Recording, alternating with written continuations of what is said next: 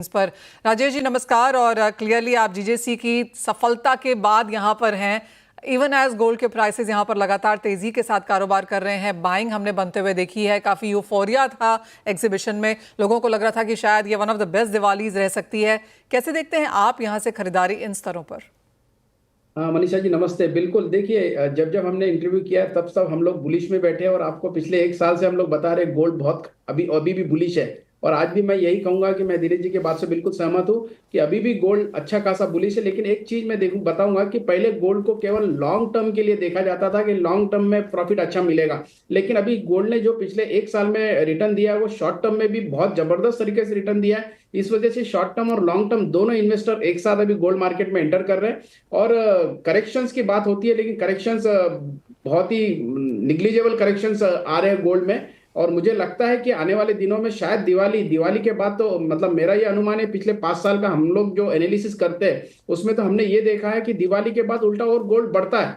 क्योंकि दिवाली के जस्ट बाद वेडिंग सीजन स्टार्ट हो जाता है तो हमारे फेस्टिव सीजन के साथ साथ बाद में वेडिंग सीजन की हमारी डिमांड होती है। तो नॉर्मली इस बार हम लोग देख रहे हैं नवरात्र के पहले दिन जैसे 22 तारीख कल कल से ही शादी की खरीदारी शुरू हो गई है। तो फिजिकल मार्केट में भी अच्छी खासी रौनक है और मुझे लगता है ये रौनक आगे भी बरकरार रहेगी। और लोगों को ये समझ में आ गया है, पहले सोना मतलब केवल इन्वेस्टमेंट या और कुछ सोचा जाता था लेकिन ऐसा नहीं है। अभी सोना मतलब इन्वेस्टमेंट तो है ही है लेकिन साथ ही साथ एक कॉन्फिडेंस देता है, एक 16 श्रृंगार में एक एड ऑन करता है। इस वजह से शादी की खरीदारी के साथ साथ अभी फेस्टिव सीजन की भी खरीदारी लोगों ने शुरुआत कर दी है। Well absolutely. काफ़ी जगह ये भी सुनने को मिला है कि यहाँ पर सोना प्रीमियम पे है, हर डिक्लाइन में यहाँ पर खरीदारी है। और जो इंटरनेशनल हमारे एक्सपर्ट्स हैं वो भी यही कह रहे हैं कि सबकी नज़र इंडिया पर है क्योंकि इंडिया एक प्राइस सेंसिटिव कंट्री मानी जाती है। लेकिन जिस तरह से इन लेवल्स पे भी खरीदारी लगातार बनी हुई है ये थोड़ा सा और इसको यहाँ पर पॉजिटिव दिखाता है। आप Rajesh ji, I am assuming काफ़ी सारे यहाँ पर स्कीम्स हैं, ऑफर्स हैं जो हम हर साल आता हुआ देखते हैं, लेकिन इस बार आप कहेंगे कुछ ज़्यादा ही यहाँ पर पुश है गिवन द फैक्ट कि सोना ऑल टाइम हाइस पे है। डिजाइन इंपॉर्टेंट रहेगा, स्कीम्स इंपॉर्टेंट रहेंगी, ये सब चीजें यहां पर प्रेसिडेंट्स लेंगी।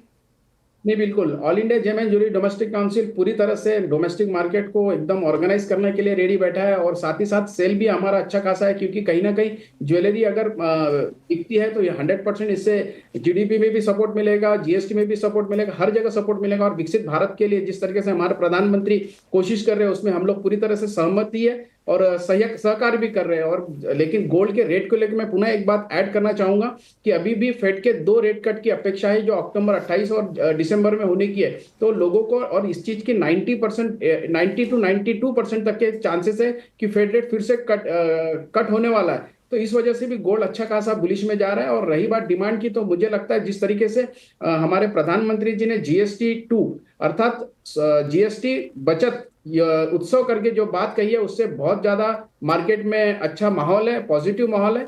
बस हम यही सोच रहे हैं कि जीएसटी ज्वेलरी इंडस्ट्री भी अगर कम हो जाता है तो we will be very thankful government की तरफ से। जी हाँ, एब्सोल्युटली। यहाँ से राजेश जी किस तरह के ट्रेंड्स फिलहाल यहाँ पर देखने को मिल रहे हैं? जो शादियां हैं उसमें तो ऑफ कोर्स हैवी ज्वेलरी की डिमांड यहाँ पर आएगी ही आएगी, लेकिन अपार्ट फ्रॉम दैट जो वॉक-इन्स हैं, जो गिफ्टिंग है, चांदी में जिस तरह का सिनेरियो है ऑन ग्राउंड, वहां पर क्या सिनेरियो? बिल्कुल देखिए, अभी पहले 22 कैरेट वेडिंग ज्वेलरी केवल और केवल 22 कैरेट में ही पसंद की जाती थी। तो अभी एक ट्रेंड अभी चेंज हुआ है, अभी 18 कैरेट की वेडिंग ज्वेलरी भी लोग रखना शुरू किया, लोगों की डिमांड भी है और कस्टमर भी मांग रहा है। और जो डायमंड ज्वेलरी होती थी नॉर्मली 18 कैरेट में बनती थी उससे 14 और 9 कैरेट में भी अवेलेबिलिटी हम लोग ने ला ली है।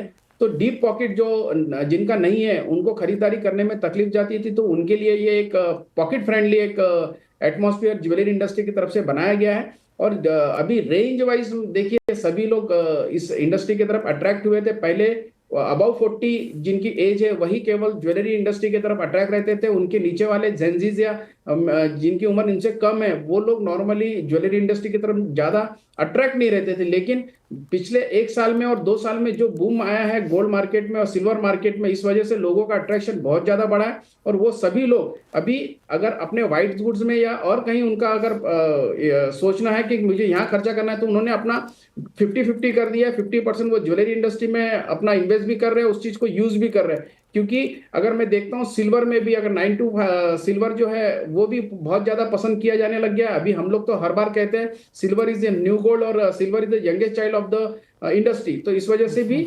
अट्रैक्शन अभी लोगों का इसके तरफ है। और नो डाउट गोल्ड में तो हम लोग बहुत ज्यादा रेंज अवेलेबल करते ही है और साथ ही साथ लाइट वेट ज्वेलरी सबसे ज्यादा पसंद की जाने वाली।